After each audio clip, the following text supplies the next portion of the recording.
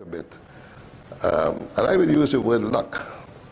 Where you are, what position you find yourself in, what made you be in that point at that time when an opportunity came and you struck it or whatever have you. But it's the insight in seeing that there is an opportunity, because the Chinese have a saying, I can't say it in Chinese, but some people see, some people look. Major difference, actually. And I think that from that point, you have to, again, decide how you're going to move once you get an opportunity, once you see something, and you can also create your own opportunities, don't get me wrong. But by and large, people ask me, well, what is the mergers and acquisition strategy of Neil and Massey, or Guardian Holdings, the really companies I chair? And I say, well, we have a strategy, yes. And the strategy is to get into this business and do that and do the other. Many of the acquisitions we make have been opportunistic. Actually, it is not necessarily of our own making. We didn't strategize to do that. It came along the way, and from time to come, but you have to be able to see it for when it comes and to be able to do what it is. So I think that it has to do actually with your own personal investment in what you want to become, having decided that, and how hard you're going to work on it. Because what makes one person more successful than the other, there must be a difference in what that is. And usually that is hard work also, but I want to say it does have some luck in it, actually. And I think if anybody tells you actually that they became a success because of their own doing solely, I think that person is suffering from hubris, actually. I think a lot of other things involved and abstracts. Sir, is a leader made or born? I think both. I would think that some people, by their very nature, some people tend to be, I've seen it, they tend to be more or less a born leader. You can say a born leader, as such. But I would think the majority of people that I know have become leaders by virtue of their circumstances and by virtue of the difficulties that they have found themselves in, and having overcome those difficulties, and so on. And I think that the whole aspect of leadership, motivating people, getting people together, leading them into something as distinct from operational management, which is something that's highly focused, looking at issues or problems, or whether it's accounting, whether it's engineering, whether it's whatever it is. That's fine. But there are people who have that extra plus factor, who have confidence in themselves. And I want to make a distinction between a person having confidence in themselves and acting confidently or acting arrogantly. I think that, again, these are very thing, but I think, what gives them confidence, and what would give you confidence, is knowledge. And that's why education is so important. I think poverty is not being educated. If you're educated and you're poor, and I believe that something is wrong with you. Because you can't have education and be poor. Yeah. You have to go and put that to work.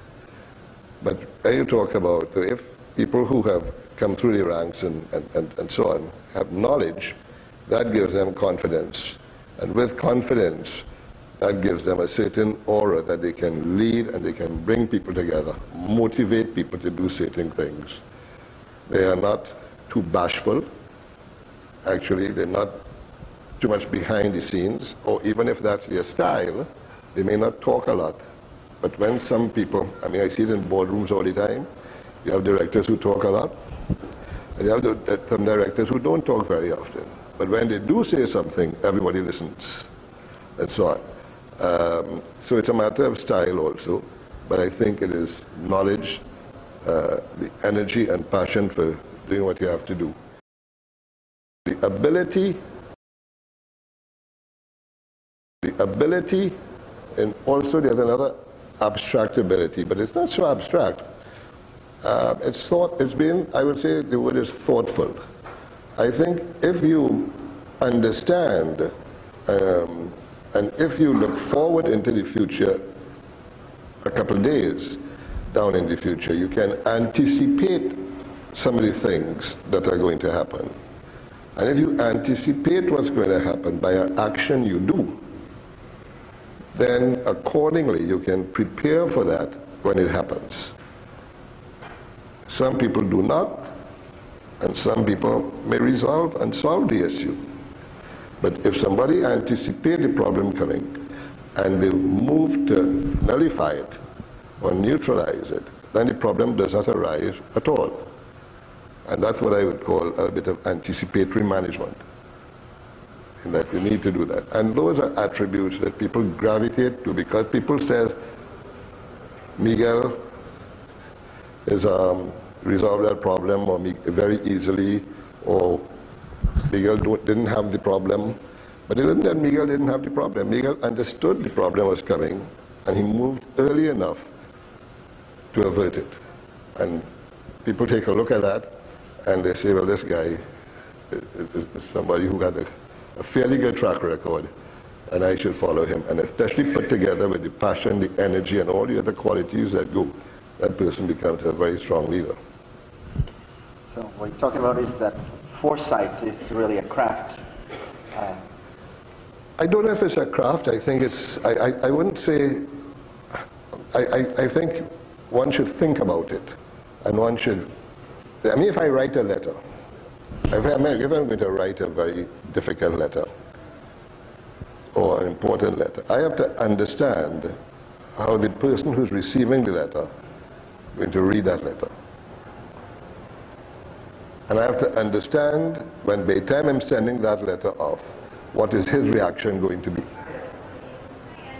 So from that point, I am prepared for it. And if I don't like if when I write the letter, I'm not too, when I do that exercise, I find that the person is going to come back in a certain manner that I don't want him to. Then I would redraft the letter. But all that is anticipating. So many times we do something and then something happens and we say we should have done this or could have done that or whatever have you like that. And I think it's very careful in avoiding mistakes that you do a little bit of anticipatory management, because every action has a reaction. Now, instead of looking forward, let's try to do some backward looking. After all these years of being a leader and entrepreneur in the region, what has been the 3 most important lessons that you've learned?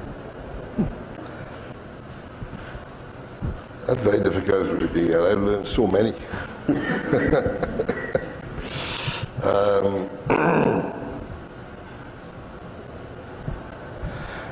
I would say one of the big areas, and we've seen it happen, is the assessment of risk.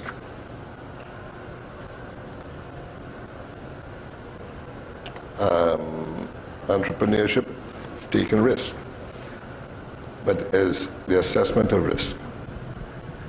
If you're going to cross a road, you have to make a quick assessment of the risk. Whatever you do in life is risk. But if you do it often enough, it becomes the norm, and so on. Fine. But in business going forward, I think the most important thing, in my view, is assessing risk. And I'll put it this way. And risk is directly related to some people's, or persons, or some corporations, or whoever, whatever institution it is, the ability to have, what is the level of your risk appetite? If I have $100 in my pocket and I have to risk 10, maybe not a big deal. But if I have $100 in my pocket, am I going to risk 50? Then the question is, It's a big deal. And how do you assess that risk? And one of the things that I think is always, you must always do, is have a plan B. Have a contingency plan that if you do decide, after weighing up all the risks, that you do want to do something, have a plan B, that at some stage that you can exit what you're going in for, rather than it take you down the tubes with it. So I think one has to be very careful when one is taking risk in business. Whether it's a corporation putting out a new product, whether it's in making a big investment in a new technology, whether it is you have to change your job tomorrow and go from one job to another one. Whatever the risk is, you have to be very thoughtful about how you take it. That doesn't necessarily mean that you become risk averse. Don't get me wrong. The last thing anybody could say about me is being risk averse. But generally speaking, you have to be able to see that I assess this risk, I have a downside, and so on. People come to me and say, well, I mean, should I take this? What do you think, Arthur? I mean, I have this opportunity. Should I take it and so on? I say, what are you going to lose? I say, well, I have a job that's paying me $30,000 a month.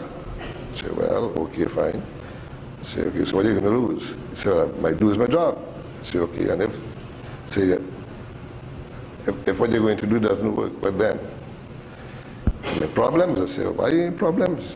Why don't you think you get another job? Can't you get one for at least $25,000?